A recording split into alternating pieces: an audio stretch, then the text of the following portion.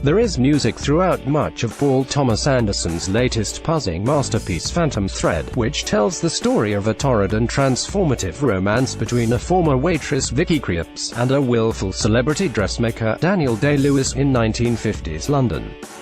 Franz Schubert's Lied Melos and Claude Debussy's celestial harmonies interject into Anderson's intimate and lavish interior scenes. Oscar Peterson's cocktail jazz conjures the exuberance of mid-century London nightlife. Hector Berlioz's exuberant romanticism provides some appropriate pomp and circumstance.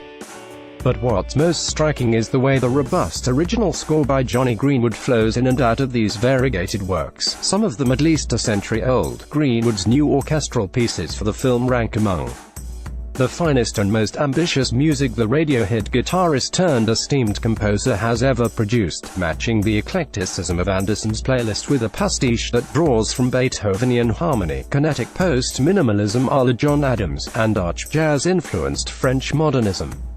The score also makes room for some of the squeaking and shrieking string orchestra dissonance that feels wholly Greenwood-esque by this point in his career. Taken together, the music achieves an out-of-time quality while remaining redolent of Anderson's period setting. Greenwood's sensibility as a composer has clarified itself throughout his various stylistic experiments, both in PTA's films and in a respectable collection of independent concert orchestral works.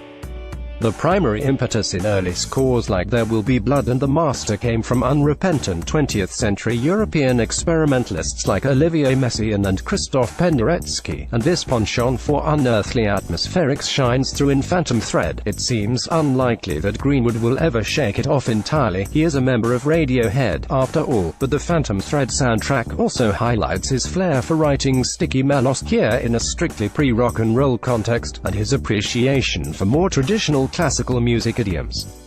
Some fans who seek out the soundtrack may do so just so they can hear the primary theme again.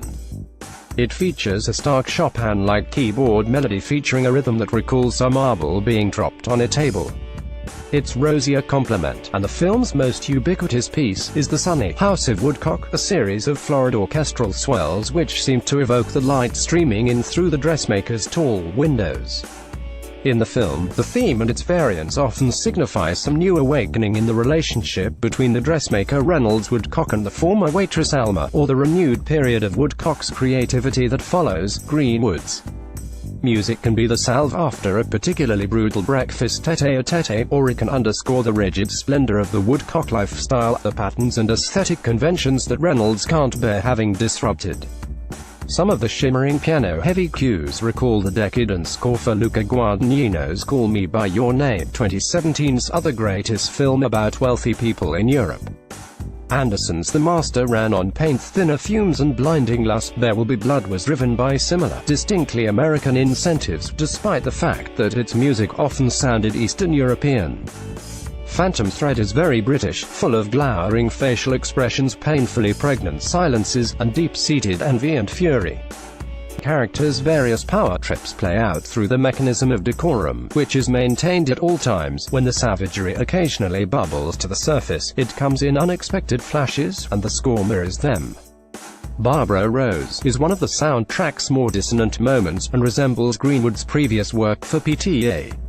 Serves as herky-jerky entrance music for the alcoholic, tragi-comedic millionaire Harriet Sansom Harris, who keeps the Woodcock house's door open, forcing Reynolds to take time off from more edifying creative pursuits to make her dresses.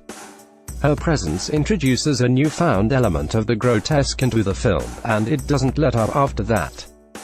Greenwood's awkward stretches toward resolution and erratic pizzicato figures mirror the energy well. Phantom Thread is a haunted ballet for a man and woman, rather than two men, as in the case of both The Master and There Will Be Blood, or a cast of misfits and cartoonish double agents glimpsed through permanent weed goggles, as in Inherent Vice.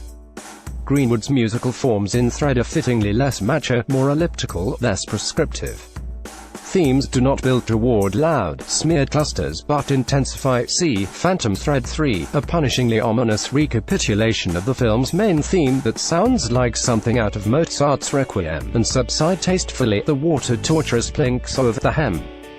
Greenwood's previous PTA scores provided feral atmosphere first and foremost, or in Inherent Vice's case, a convex take on classic Hollywood film noir incidental music. Phantom Thread's score, on the other hand, feels like another main character, a storytelling voice in the film. Greenwood's abilities have never served one of Anderson's films better, or proved so integral to its power.